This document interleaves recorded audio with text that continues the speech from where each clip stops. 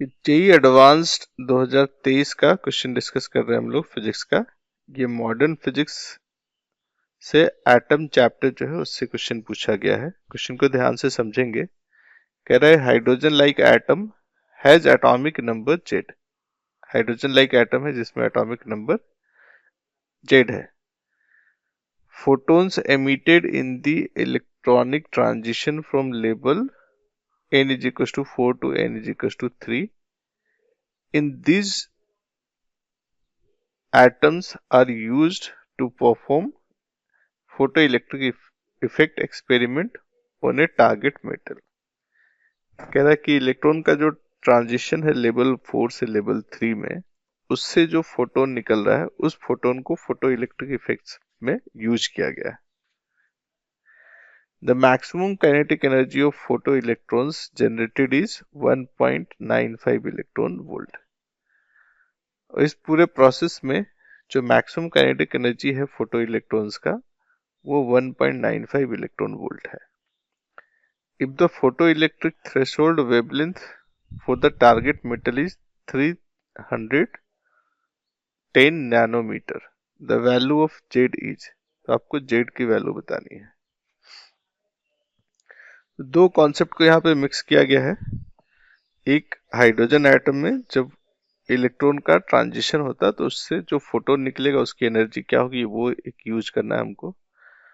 उस एनर्जी का फोटोन अगर फोटो इलेक्ट्रिक इफेक्ट में यूज किया जाता है तो वो एनर्जी ट्रांसफर होता है फोटो इलेक्ट्रॉन्स को। उसका कुछ पार्ट वर्क फंक्शन में चला जाता है और बाकी बचा हुआ पार्ट काइनेटिक एनर्जी में हम लोग अज्यूम कर लेते हैं। तो आसान सा सवाल है पर आपको ध्यान से समझना होगा हर एक स्टेप्स को। किसी तरह का कोई गलती यहाँ पे नहीं करनी है ना। कुछ डेटा दिया गया है, जैसे अगर Hc की वैल्यू कहीं पुट करना हो तो आप 1240 इलेक्ट्रॉन वोल्ट नैनोमीटर रख सकते हैं। Rhc की वैल्यू कहीं पुट करनी हो तो आप 13.6 इलेक्ट्रॉन वोल्ट यूज कर सकते हैं। यहाँ पे R रेडबर्ग कांस्टेंट है, H प्लैंक्स कांस्टेंट है और C speed of light in vacuum है। ठीक है, तो सबसे पहले पार्ट पे चलते हैं कि इलेक्ट्रॉन का जब ट्रांजिशन होगा तो उसमें कितना एनर्जी रिलीज होगा। इलेक्ट्रॉन का जब भी ट्रांजिशन होता है तो जो एनर्जी रिलीज होगा उस एनर्जी को हम ऐसे लिख सकते हैं कि delta E is equal to Hc by lambda होगा। उस एनर्जी को अगर हम वेवलेंथ के टर्म में लिखना चाहें, और हाइड्रोजन एटम के लिए जो एनर्जी है ट्रांजिशन का उसमें 1/8 लेमडा की जो वैल्यू है ना उसके लिए एक्सप्रेशन रेडबर्ग ने ऑलरेडी दिया है। क्या एक्सप्रेशन दिया है? 1/लेमडा को, इसको अगर हम Hc इंटू 1/लेमडा लिखे तो 1/लेमडा को लिखा जाता है Rydberg constant into 1/n1 square minus 1/n2 square into Z square. ऐसे हम लोग लिखते हैं। या आप इसको डायरेक्टली कह सकते हैं कि जो एनर्जी इमिटेड फोटोन की जो एनर्जी होगी उसको हम R H C into 1/n1 square minus 1/n2 square into Z square से लिख सकते हैं। राइट ना। अब आप समझ गए होंगे कि ये वैल्यू क्यों दिया हुआ आर एच सी का। अगर ये वैल्यू यहाँ पे पुट करें तो आप डेल्टा ई की वैल्यू जो फोटोन की एनर्जी है उसको are H C n1 n2 और जेड के टर्म में लिख सकते हैं।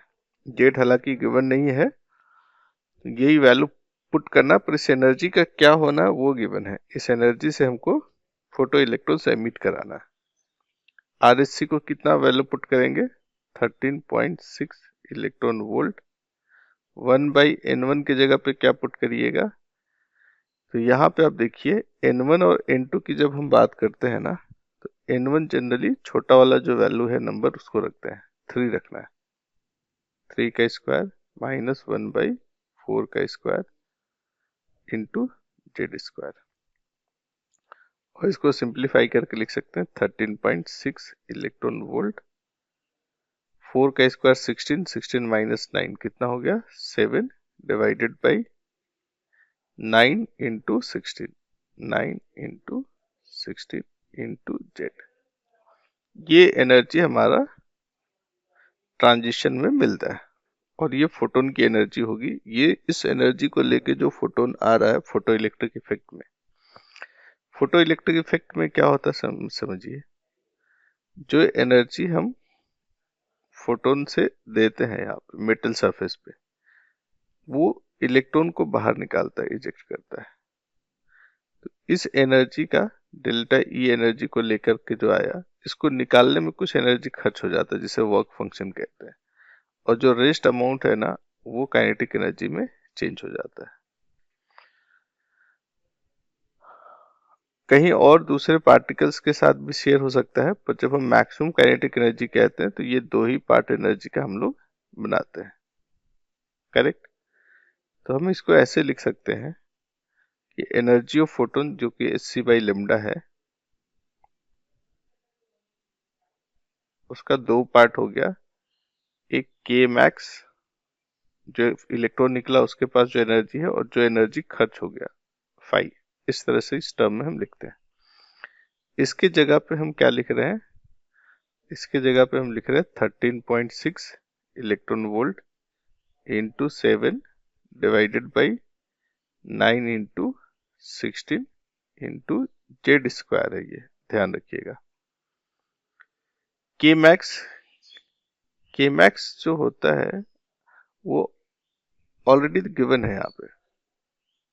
The maximum kinetic energy given है, कितना है 1.95 इलेक्ट्रॉन वोल्ट, प्लस जो फाई है वर्क फंक्शन वो एस सी बाई लिम्डा नॉट लिखा जाता है, एस सी बाई लिम्डा नॉट। ये थ्रेशोल्ड वेवलेंथ है, और थ्रेशोल्ड वेवलेंथ यहाँ ऑलरेडी गिवन है, और एस सी की वैल्यू भी इसमें दिया हुआ है। तो अगर आप वैल्यूज पुट करेंगे 1.95 electron volt into H C की वैल्यू कितना, इंटू नहीं यहाँ पे प्लस, ये सर गिवन है 1240 डिवाइडेड बाई लिम्डा नॉट है 310, ये भी इलेक्ट्रॉन वोल्ट में गिवन है। अच्छा, दोनों तरफ देखेंगे तो एनर्जी का जो यूनिट है वो इलेक्ट्रॉन वोल्ट है, तो हमें यूनिट चेंज करने की जरूरत नहीं पड़ेगी क्योंकि वो पार्ट दोनों तरफ से कैंसिल हो जाएगा, है ना। तो अब हम लोग आगे जो है इलेक्ट्रॉन वोल्ट को कैरी नहीं करेंगे, राइट ना। ये हो गया 13.6 into 7 divided by 9 into 16 into Z square. अब इसको आगे लेके चलते हैं। जेड की वैल्यू इसी इक्वेशन को सॉल्व करके पता करना है। कैलकुलेशन पार्ट हम लोग एक ही बार लास्ट में करेंगे। 13.6 into 7 divided by 9 into 16 into Z square, और दूसरी तरफ क्या आया था 1.95 प्लस 1240 डिवाइडेड बाई 310, ये कट गया। अगर इसको आप ध्यान से देखेंगे तो ये डेटा इतना अच्छा दिया हुआ है कि आपको कैलकुलेशन ज्यादा नहीं करना पड़ेगा। 31 इंटू 4, 3 चौके 12 होता है, 1 4 जा 4 है, तो ये 4 बार में आसानी से कट जा रहा है ना। तो 4 प्लस 1.95 कितना हो जाएगा, ये 5.95। जेड स्क्वायर को इधर रहने देते हैं, बाकी सबको इधर लाते हैं। 9 इंटू 16 डिवाइडेड बाई नीचे क्या हो गया है 13.6 इंटू 7। अब कुछ टर्म्स जो है ना आसानी से यहाँ से कैंसिल हो जाएगा। कैसे, देखिए 4 से पहले इसको करते हैं, 4 4 जा 16, और ये 4 से करेंगे 4 3 12, एक हासिल 4 चौके 16। उसके बाद अब हम कैंसिल कर सकते हैं किसको, 7 से इसको कर सकते हैं क्या, देखिए 8 7 56, 56 में 3 बचेगा 335, 7 बचे 35। क्योंकि ये 5 डिवाइड नहीं हो सकता 7 से, तो डेसिमल यहाँ पे शिफ्ट हो गया, 0.855 हो गया, ठीक है।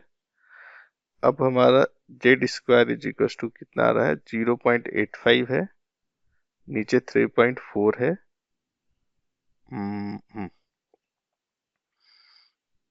तो एक काम करते हैं, डेसिमल दोनों का अगर हटा ले तो ये 5 इंटू 9 इंटू 4 डिवाइडेड बाई 340 ऐसे लिख सकते हैं ना।